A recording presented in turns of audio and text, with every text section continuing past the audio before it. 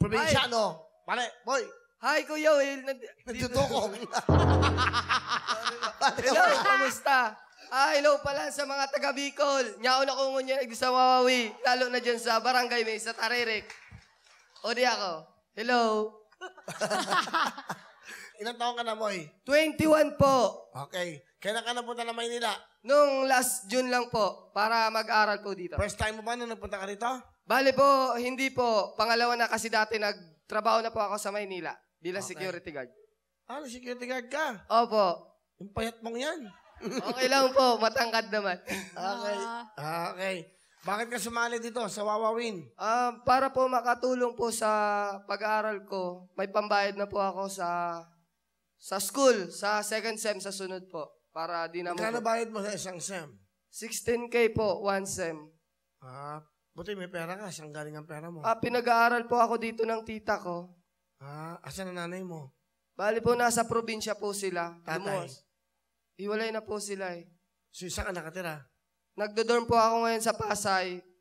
Okay. Magkano bayad mo sa dorm? 2,750 po ang monthly. Ano kasama doon?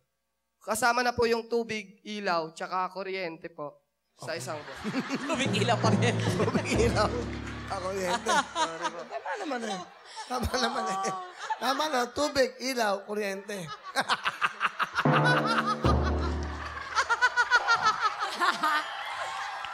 Batiin mo nanay mo. Ma. Hello, kamusta? Mahal na mahal kita. Kahit kailangan natin magkaiwalay, pero pangako, darating din yung araw na pag nakapagtapos ako at nagkaroon ng magandang buhay, magsasama-sama tayong pamilya. Mahal na mahal kita. Mag-aaral ka mabuti, ha, Moy? Sino kasama, Moy? Pinapakilala ko po pala ang pinakamaganda, pinaka-sexy at pinakamabait kong tita, si Auntie Buboy po. Tita mo yan? Opo. Ano pangalan? Auntie Buboy po. Buboy? Opo. Tita mo? Opo. Tita Buboy. Yes, Will. Hello, sir. Anong ginagawa mo, Tita Buboy? Isa po akong sa Armed Forces of the Philippines. Alright. Ano gusto niyo sabihin sa pamangkin mo? Lagi kong sinasabi sa kanya everyday na kahit magkahiwalay yung parents niya, kahit po sa lahat pala dito, advice ko lang po, hindi po yun pwedeng maging dahilan at hindi po talaga siya dahilan para maging ano po sa pangarap natin. Kasi nasa sa atin po yun eh.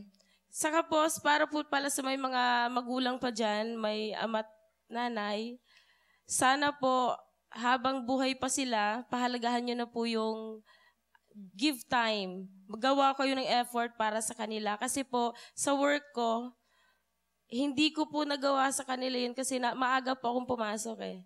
So, once a year lang ako nakauwi, twice a year lang. So, nawala sila. Wala na po akong parents eh. At the age of 27, wala na akong parents. So, gusto ko lang pong ibahagi sa inyo na mahalin niyo po yung magulang niyo habang nabubuhay pa sila. Kasi hindi na po natin yun magagawa pag wala na po sila. Yun lang. Okay. Thank you. Ano sumasabi niya, Tita Buboy mo? Ante, maraming salamat po sa lahat kasi para po sa akin, napakaswerte ko bilang isang tao. Kasi bihirang-bihira po yung magkaroon ng tita na katulad mo po na magpapaaral sa isa pong katulad ko na imbis po unahin mo yung sarili mo, magkaroon ng pamilya. Hindi po kasi mas ginusto mo pong tumulong. Maraming salamat. Mahal na mahal po kita. Thank you, Tita Buboy. Thank you, Moy. Ano talent? Kakanta po! Naku, ito. Sige. Ito. Sige.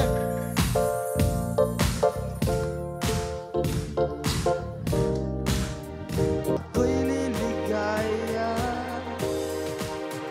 para sa'yo. Alright. Thank you very much. Moy, ito meron ka 10,000. Thank you, Kuya Will!